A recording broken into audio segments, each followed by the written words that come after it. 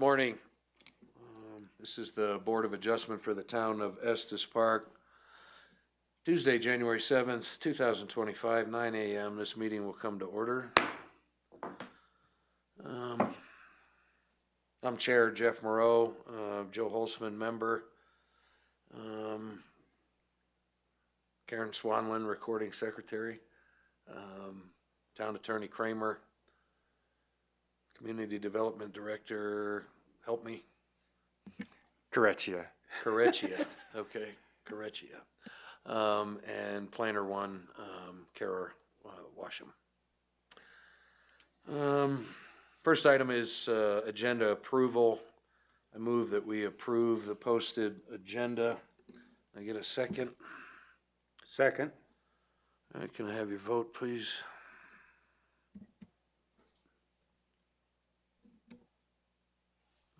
Cool. Pass unanimously. Next item is the consent agenda, Board of Adjustment minutes dated December 3rd, 2024. Got any changes or corrections or anything? Not I. Okay. I move that we approve the minutes dated December 3rd, 2024. Can I have your vote? Approve.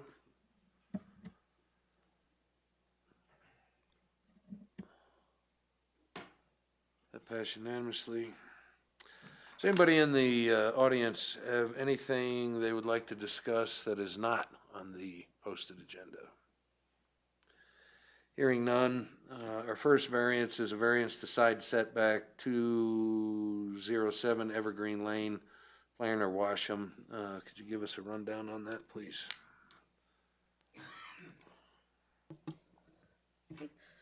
Good morning. This is the variance request for reduced side setback at 207 Evergreen Lane. The owner applicant is Karen Randonitis. The property is located about 600 feet west of the intersection of Evergreen Lane and McGregor Avenue. It's just south of the McGregor Ranch. The property and most of the adjacent properties are zoned E1. Most of the lots are legally non-conforming for E1 zoning, and they were previously zoned RM.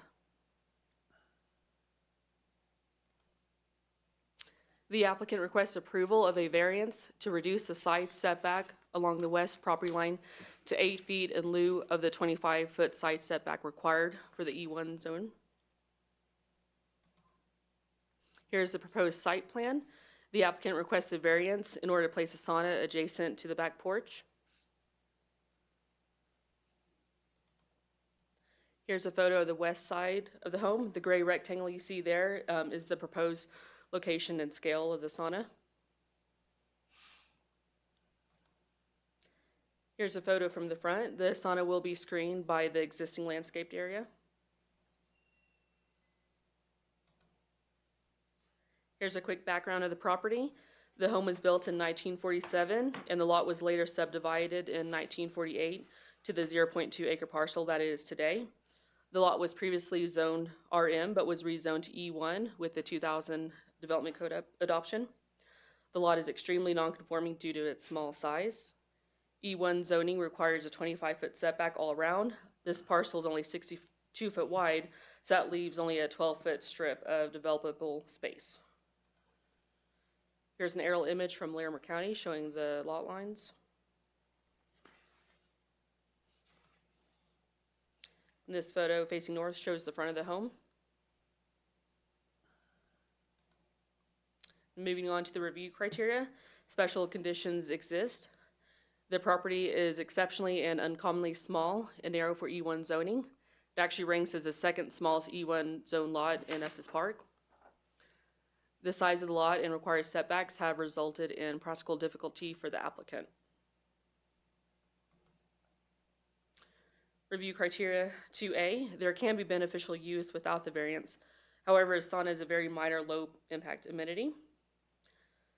Review criteria 2B, the variance request is substantial. However, the reason for the variance request is not.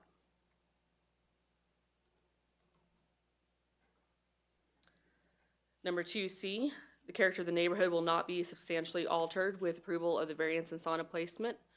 The majority of homes were built before the E1 rezoning and are non-conforming to the 25-foot setbacks. Setback encroachment is typical in the neighborhood. The sauna will be screened from view with existing landscaping and will cause no substantial detriment to adjoining properties. The proposal was referred out to applicable agencies and no concerns were received. The existing utilities are located on the east side of the property, away from the proposed location of the sauna. The applicant purchased the property in 2006 without the knowledge that small accessory structures could not be placed within the setbacks.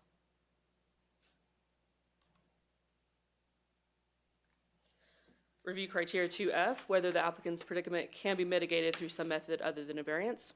The sauna could be placed within the 12-foot wide strip of land in the backyard. The yellow box in the image there shows that 12-foot space.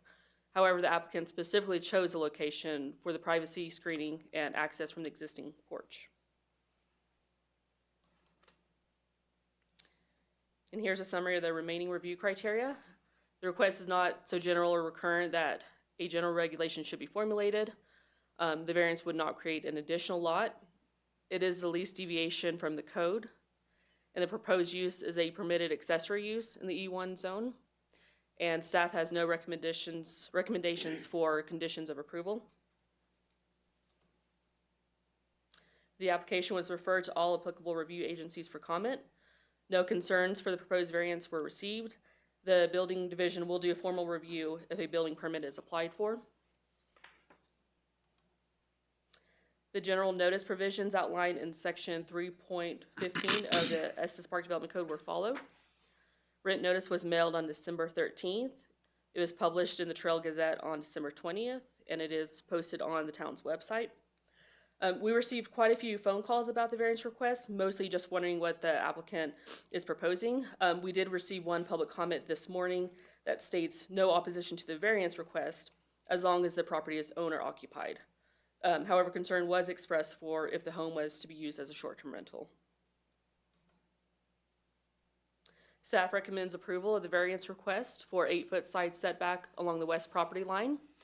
Here are a few sample motions, and let me know if you have any questions. The applicant is here as well. Okay, you have any questions for her? None. I don't have any.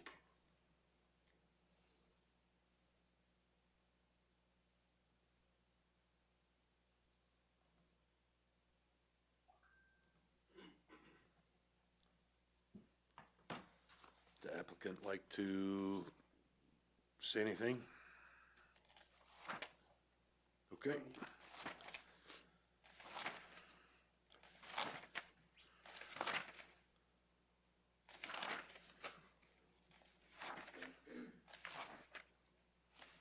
I think we're all good.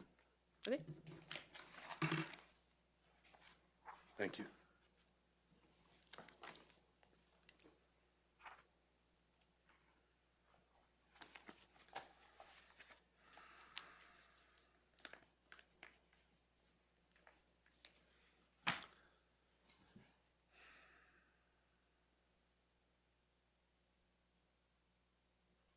Do have a question for the applicant, if one of you wouldn't mind stepping up. Just state your name and address, please. Scott Moulton, 207 Evergreen Lane. All right. Are you intending to rent this? Is for this for your personal use? This is personal use. Okay, that was it. Thank you. I move to approve the variance request for an 8-foot side setback along the west property line of the subject property, address 207 Evergreen Lane in the town of Estes Park, with the findings as outlined in the staff report. Could I get a second, please? Second. Can I get your vote, please?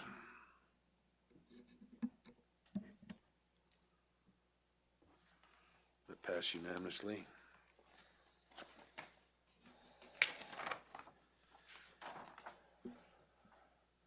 Next variance request, variance to attainable workforce housing standards, 650 Hallenblack Lane, Director Garcia, excuse me.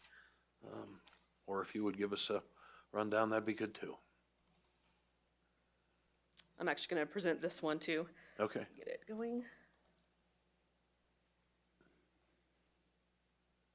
All right, this one is a variance request for attainable workforce housing deed restriction. We had this one last month and it was continued. As a reminder, the property is located approximately 550 feet east of South St. Vrain Avenue, just south of Graves Avenue, and it's zoned R1 residential. The applicant requests approval of a variance to amend specific provisions of section 11.4 of the Estes Park Development Code applicable to the R1 zoning district. The variance request to amend specific provisions of section 11.4 for the subject property was presented to the Board of Adjustment at the public hearing on December 3rd. At the applicant's request, the board voted to continue the variance request to the next meeting. Staff met with the applicant to discuss changes to the variance request. Revisions were made as outlined in the staff report. Variance 1, this one is the same as last time. The applicant requests to increase the maximum housing cost to income requirement from 40% to 50%.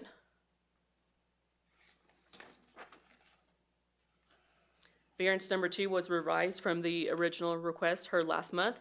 The applicant is requesting the deed restriction term be reduced down to 10 years.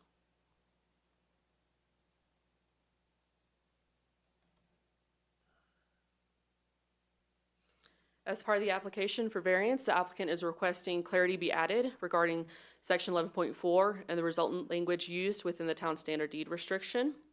The first item regarding the rent or sale provision is also the same as last time, so I won't go over all of that. The second item regarding the household income classification is essentially the same as last time as well. However, the language in the actual deed restriction has been revised to show additional clarification for a co-signer or co-borrower as it applies to household income. Item number 3 is the same as last time. The applicant requests clarifying language be added to the deed restriction for the maximum sales price provision. And again, there would essentially still be a maximum sales price, but it would be worked through with the town and the housing authority to calculate that. Review criteria is also the same. In short, the applicant is facing a special condition of practical difficulty as a result of strict compliance with section 11.4.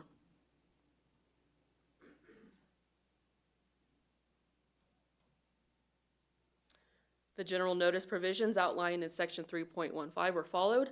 The notice was remailed to adjacent property owners on December 13th. Notice published again in the Trail Gazette on December 20th. The application is posted on the town's website, and no opposition to the variance has been received. Staff recommends approval of the variance request. Here are some sample motions, and Director Creccia will take it from here and answer any questions if you have any, and the applicant is here as well. Okay, thank you. Let's talk to the applicant. What's that? Let's talk to the applicant. That's what I thought. Would the applicant come forward? We have a few questions.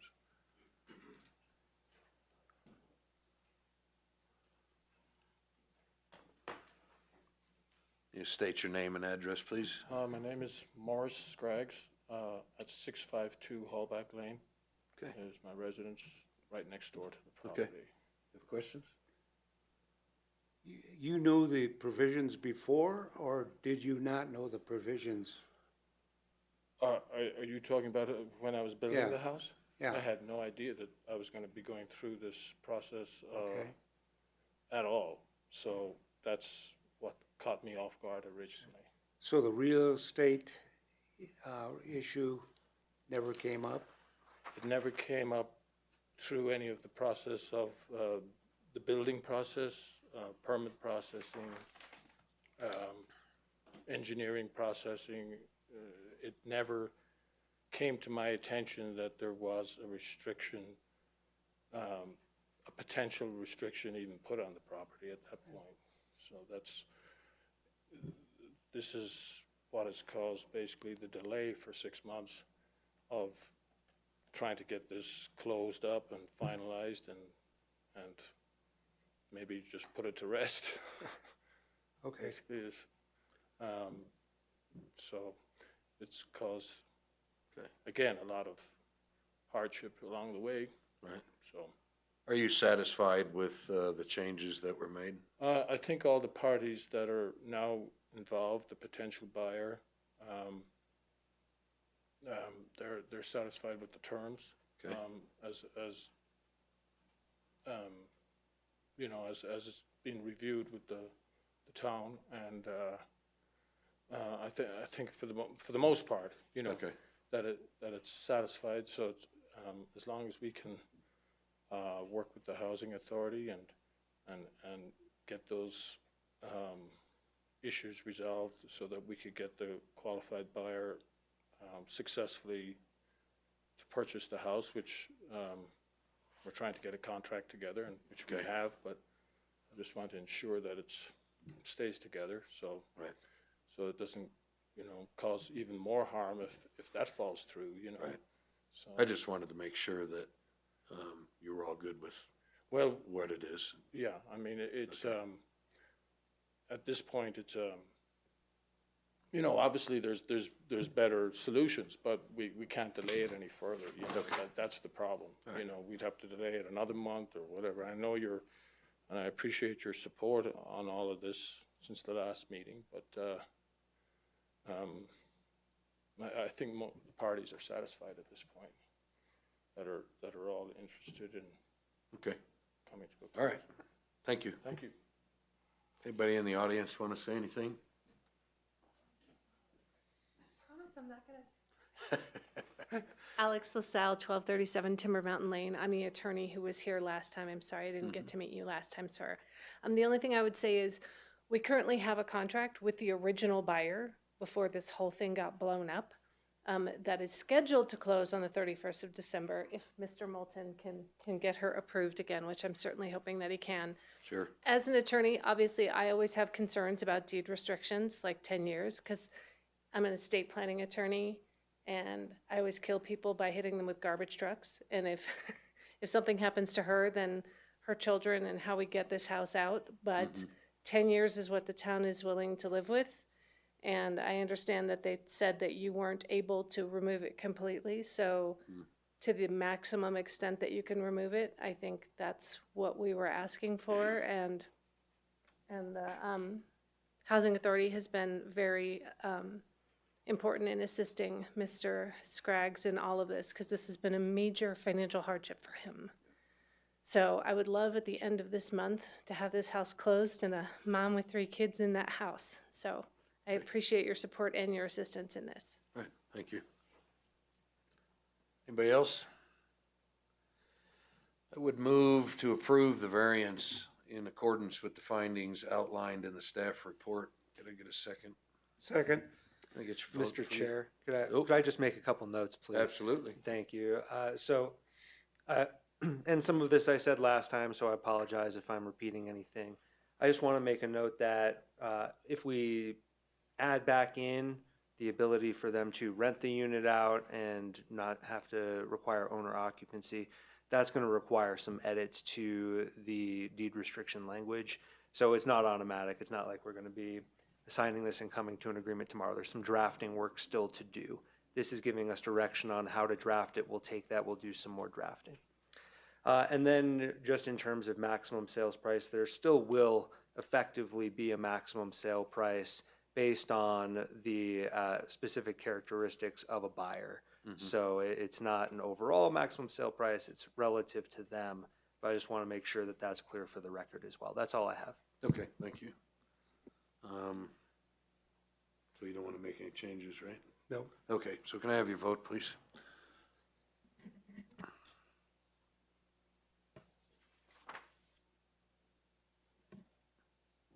That passed unanimously. Next item up is reports and discussion items. Are there any upcoming meetings or anything you'd like to discuss? Let us know. Mr. Chair, Member Holtzman, maybe a couple things the board may be interested in before the town board on the 14th. 2 items are going before them.